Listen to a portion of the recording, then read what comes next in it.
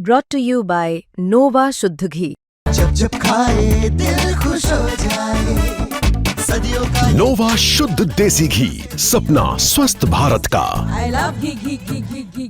तो आदाब, नमस्कार, गुड इवनिंग, सत श्री अकाल। एक बार फिर आप तमाम लोगों का स्वागत है क्राइम तक की कहानी के इस एपिसोड में। उम्मीद है पूरी फैमिली अच्छी होगी, अपना और अपनों का ख्याल रख रही होगी। मार्च का महीना और इसी साल 2025, अप्रैल मई जून जुलाई अगस्त सितंबर, 6 महीने बीत चुके हैं। 6 महीने पहले मार्च के महीने में इसी दिल्ली में दिल्ली हाई कोर्ट के एक जज, जिनका नाम जस्टिस यशवंत वर्मा, उनके घर में रात को आग लग जाती है। फायर ब्रिगेड वाले पहुंचते हैं। आग घर के बाहर के स्टोर रूम में लगी थी।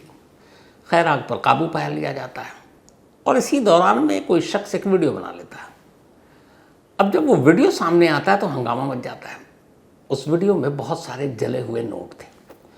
अब दिल्ली हाई कोर्ट के एक जस्टिस के घर में आग लगे और उस आग में बहुत सारे नोट जले तो सवाल तो सुलझेंगे।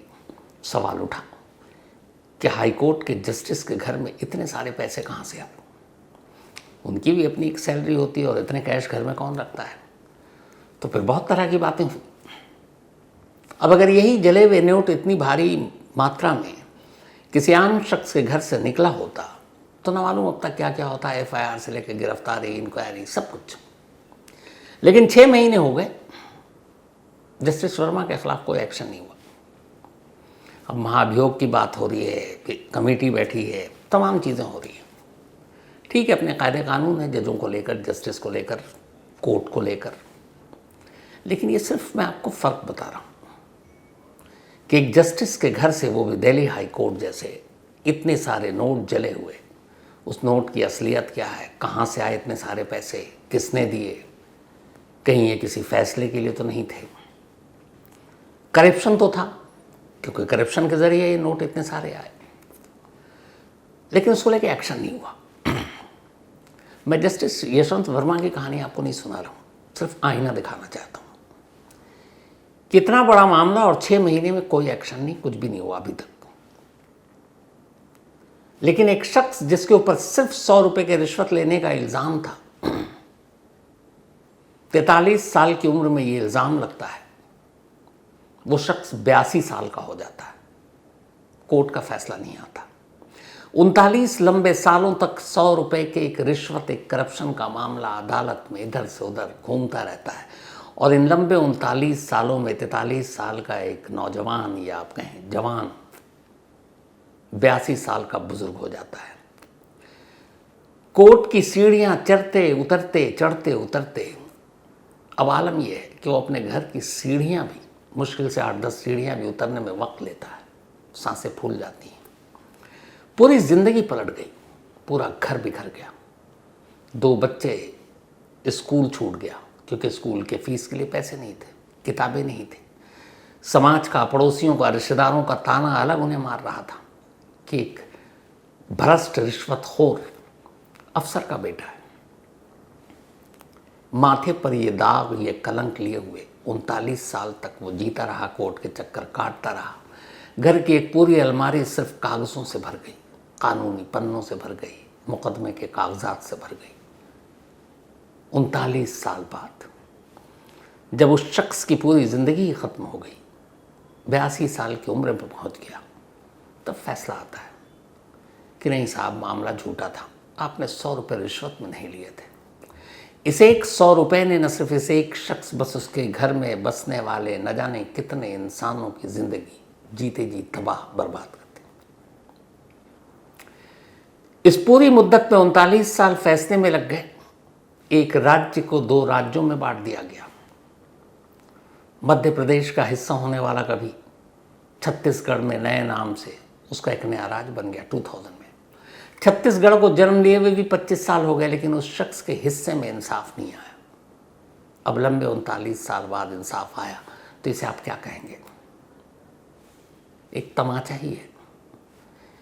जवानी में तोहमत लगी, इल्ज़ाम लगा, पूरी जवानी तानों में गुजार दी और अब बुढ़ापे में जब वो उम्र 82 के पार है, तब आप कहते हैं कि तुमने 100 रुपये की रिश्वत नहीं ली। आप में से बहुत लोग कहेंगे कि 100 रुपये की क्या बात थी, 100 रुपये कोई इतनी बात तो है नहीं। हालांकि मैं यहाँ थोड़ा सा डिफर हूँ। रिश्वत चाहे 1 रुपए का हो, चाहे चवन्नी का हो, चाहे 1 करोड़ का हो, बात बराबर है। रिश्वत रिश्वत है, क्योंकि आपने बेईमानी की, चाहे 1 रुपए की ही की हो। बेशक 100 रुपए किसी बहुत सारे लोगों की नज़र में कुछ नहीं है, लेकिन यह है। लेकिन यहाँ कानून इंसाफ, एक हाई कोर्ट के जस्टिस के घर से बेशुमार जले हुए नोट मिले, कैमरे में कैद है, सबूत है, 6 महीने गुजर गए, कुछ नहीं हुआ, और एक शख्स के ऊपर 100 रुपए का सिर्फ तोहमत लगा, उसकी पूरी जिंदगी और परिवार बर्बाद हो गया। अशोक कुमार वर्मा, यही नाम है उन शख्स का जिन्होंने अदालत की ये मार झेली है, जिन्होंने अपने उम्र के बदलते हुए पड़ाव को देखा है, जो बेहद अफसोसनाक था, क्योंकि पूरी जिंदगी बस दाग के साथ जीते रहे। आज की कहानी अशोक कुमार वर्मा की। अशोक कुमार वर्मा तब रायपुर में रहा करते थे, और रायपुर मध्य प्रदेश का एक हिस्सा हुआ करता था, क्योंकि छत्तीसगढ़ जन्म नहीं लिया था। इसी रायपुर में वो MPSRTC, Madhya Pradesh state road transport corporation में सरकारी मुलाजिम थे। बिलिंग डेस्क पर उनकी तैनाती थी। वो बिल असिस्टेंट थे। जो भी एम्प्लॉई के बिल होते थे वही अप्रूव करते थे, उनका साइन होता था, फिर बिल पास होता था, फिर कैश मिलता था। परिवार में 2 बच्चे थे, बेटियां थीं, खुशहाल जिंदगी थी, सब कुछ ठीक चल रहा था। 1986 यही वो मनहूस तारीख आती है जब अशोक कुमार वर्मा की पूरी ज़िंदगी और उनके परिवार की ज़िंदगी बदल जाती है। एक रोज़ वो दफ्तर में बैठे हुए थे, एक कुलीग उनका इसी Madhya Pradesh road transport corporation में काम करने वाला आता है और कहता है कि आप मेरा बिल पास कर दो, अटका हुआ है। वो कहते हैं जब तक मुझे ऊपर से ऑर्डर नहीं आएगा मैं बिल पास नहीं करूँगा, क्योंकि उस बिल में कुछ ऐसी चीज़ें थी कि खुद अशोक कुमार वर्मा को इजाज़त चाहिए था अपने सीनियर्स का। उसने कहा कर दो यार, क्या फ़र्क पड़ता। उसने कहा मैं नहीं कर पाऊँगा। उसने अचानक जेब से 20 रुपये निकाले और उन्हें रिश्वत के तौर पर देने की कोशिश की कि ये रख लो, कर लो। अशोक कुमार को गुस्सा आ गया। उन्होंने कहा दोबारा ऐसी हरकत मत करना और यहाँ से निकल जाओ, जब तक मेरे बॉस का ऑर्डर नहीं आएगा मैं तुम्हारा बिल पास नहीं करूँगा। वो शख्स चला गया। नेक्स्ट डे अशोक कुमार वर्मा अपने घर से निकलते हैं दफ्तर जाने के लिए। घर से बाहर निकले, परचून की दुकान तक पहुंचे, तभी अचानक उनकी नज़र पड़ी उसी कुलीग पर, उसी कर्मचारी पर जो उनके साथ दफ्तर में काम करता था, जिसने एक दिन पहले उन्हें 20 रुपये की रिश्वत देने की कोशिश की थी बिल पास करने के लिए। सामने देखकर वो उससे पूछते हैं यहाँ क्या कर रहे हो। वो कहता आप कल नाराज़ हो गए, प्लीज़ बिल पास कर दो, उसमें कोई गलत नहीं है। और ये कहते कहते अचानक 50-50 रुपये के 2 नोट वो निकालता है और उन्हें देता है। अशोक कुमार वर्मा फिर इनकार कर देते हैं, लेकिन वो जबरन 50-50 के नोट उनकी जेब में ठूंस देता है। वो निकालने की कोशिश कर रहे हैं, वो जेब में हाथ डाले हुआ और जेब में ठूंस देता है। अब इसके बाद अशोक कुमार वर्मा इससे पहले कि अपनी जेब से 50-50 के वो 2 नोट बाहर निकालते, पास में ही विजिलेंस की टीम खड़ी थी। फौरन करीब आती है, अशोक कुमार वर्मा की जेब में हाथ डालती है, 2 50 के नोट निकलते हैं। वो अपनी डायरी से नंबर मिलाते हैं, जिस डायरी पर 2 50 के नोट के नंबर लिखे थे। अशोक कुमार की जेब से निकले हुए नोट के नंबर और उस विजिलेंस अफसर के डायरी में लिखे नंबर मैच कर जाते हैं, और वहीं पर अशोक को गिरफ्तार कर लिया जाता है इस इल्ज़ाम में कि एक सरकारी मुलाजिम का ही काम करने के एवज़ में रिश्वत मांग रहा था, और उसने 100 रुपये की रिश्वत ली, और इस रिश्वत को लेते हुए रंगे हाथों हमने पकड़ा है। अशोक कुमार वर्मा उस जगह पर भी खड़े होकर चीखते रहे, अपनी बेगुनाही साबित करने की कोशिश की। उन्होंने कहा एक दिन पहले भी इसने मुझे 20 रुपये देने की कोशिश की, दफ्तर में कई विटनेस हैं, गवाह हैं, और आज ये जानबूझ कर आया। किसी ने नहीं सुना। विजिलेंस की टीम ली गई, उनको केस बन गया रिश्वतखोरी का। वो चीखते रहे, किसी ने कुछ सुना ही नहीं। इसके बाद अचानक आनन फानन में उनको सस्पेंड कर दिया गया। अब जब सस्पेंड किया गया तो ये उनका सस्पेंशन लंबा चला। 1986 से 94 तक ये सस्पेंड रहे, यानी 8 साल तक। 8 साल के बाद इनको रीवा भेज दिया गया पोस्टिंग में। लेकिन आधी सैलरी के साथ। साथ ही शर्त ये कि अब कोई इंक्रीमेंट नहीं, कोई प्रमोशन नहीं और बाकी चीज़ों के अभी कोई आपको बेनिफिट नहीं मिलेगा। अब 5,000 रुपये से 2,500 रुपये की सैलरी आ गई। 8 साल सस्पेंड रहे। पोस्टिंग अब रायपुर से रीवा कर दिया गया। रीवा आज भी मध्य प्रदेश का ही पार्ट है। नई जगह, परिवार को लेकर वहाँ नए तरीके से जाना, सैलरी 50% कट। लेकिन क्या करते, परिवार और खुद का पेट पालना था, मजबूरन चले गए। इस बीच में उधर केस हुआ। अशोक कुमार ने भी को केस किया अपनी बेगुनाही साबित करने के लिए। अब मामला लोअर कोर्ट में पहुंचा। लोअर कोर्ट में जब ये मामला गया तो लोअर कोर्ट ने इसकी सुनवाई शुरू की और यहीं से कानूनी लड़ाई की शुरुआत होती है। लोअर कोर्ट ने पूरे 18 साल 18 ईयर्स इस केस की सुनवाई की। 100 रुपये के एक रिश्वत का मामला और उस पर फैसला सुनाने में लोअर कोर्ट को 18 साल लगे। अब 43 साल का अशोक लगभग 61 साल का हो चुका था, फैसला नहीं आया। 2004 18 साल बाद लोअर कोर्ट अपना फैसला सुनाती है और कहती है कि जो 100 रुपये के रिश्वत का इल्ज़ाम है वो सही है और अशोक कुमार ने रिश्वत ली इसलिए वो दोषी हैं।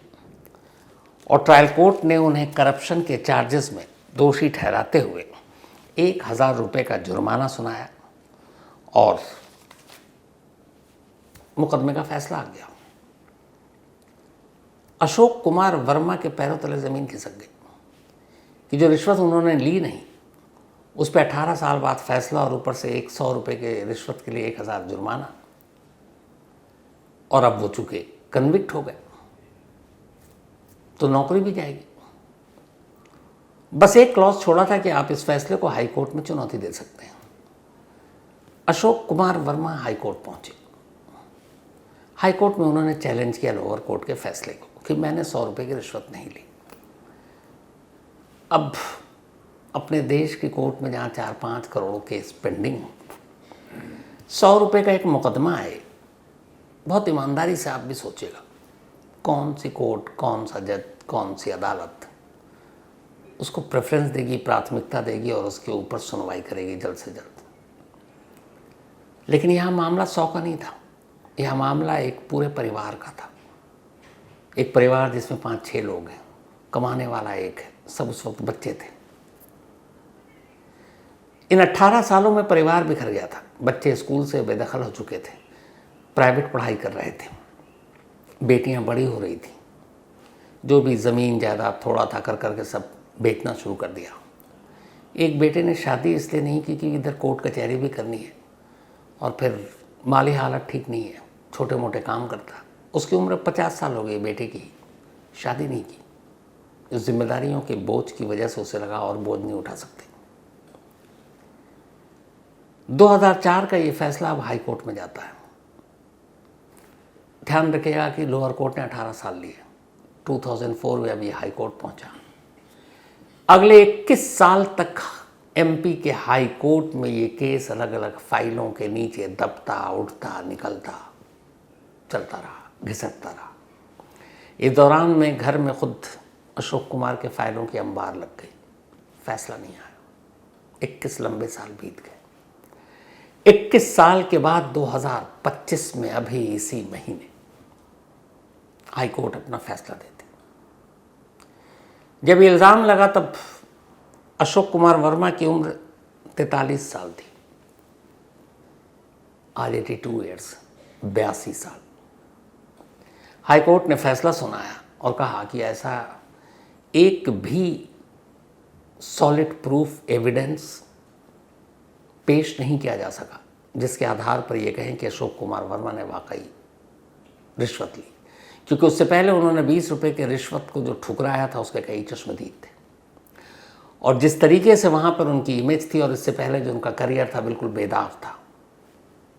तो ऐसा एक भी एविडेंस और सबूत नहीं था जो उनके खिलाफ जाए और ये एक कुलीग की साजिश थी जिसकी वजह से उन्हें इस इल्ज़ाम में फंसाया गया। हाई कोर्ट ने बरी कर दिया 39 साल बाद। जब ये फैसला आया तो अशोक कुमार वर्मा और उनके परिवार को ये समझ ही नहीं आया, ये सूझा ही नहीं कि वो खुश हों, जश्न मनाएं, रोएं या क्या करें। एक पूरे परिवार की पूरी जिंदगी बर्बाद हो गई।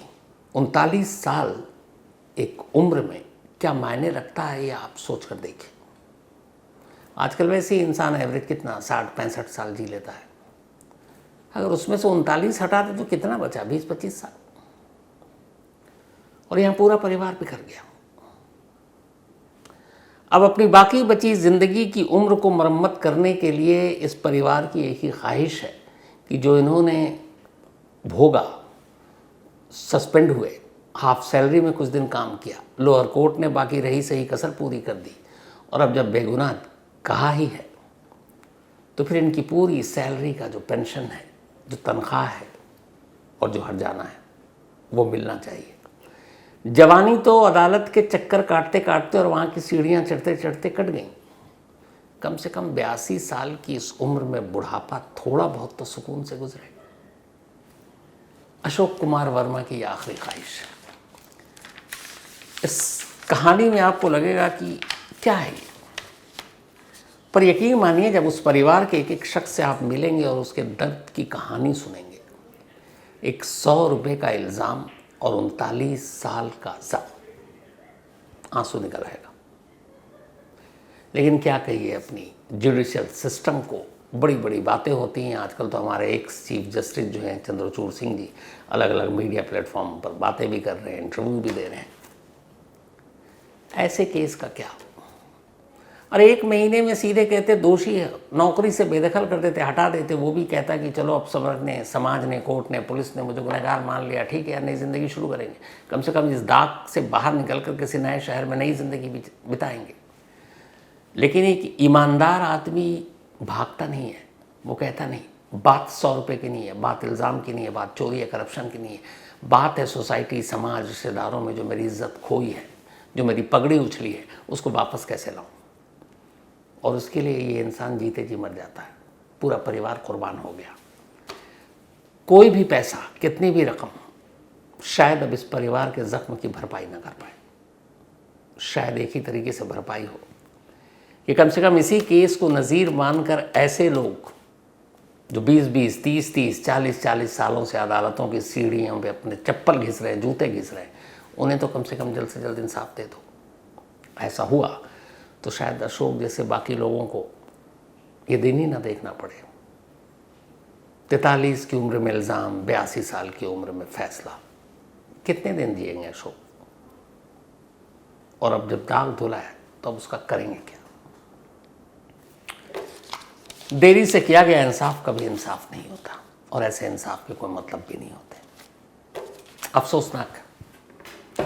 खैर, इस कहानी में आज इतना ही, लेकिन कहानी ख़त्म करूं उससे पहले वही अपना सिलसिला। ये सिलसिला भी एक अफसोसनाक सिलसिले के साथ है। अंजलि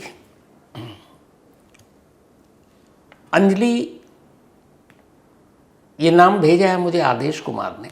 26 अगस्त को आपको याद होगा वैष्णो देवी में लैंडस्लाइड हुआ था। बहुत सारे अभी बारिश बरसात में बहुत सारे नुकसान हुए, बहुत सारे लोगों की जान गई। तो 26 अगस्त को अंजलि भी गई हुई थी वैष्णो देवी, और वहाँ इसी लैंडस्लाइड और उसमें इनकी डेथ हो गई। लेकिन इन्होंने 2 दिन पहले आदेश कुमार, जिन्होंने मुझे भेजा है ये मेल, उसमें ये कहा था कि मेरा बर्थडे ज़रूर मनाना। तो इन्होंने इसलिए भेजा है, बेशक अंजलि अब इस दुनिया में नहीं है, लेकिन हैप्पी बर्थडे अंजलि। आप जहाँ हो,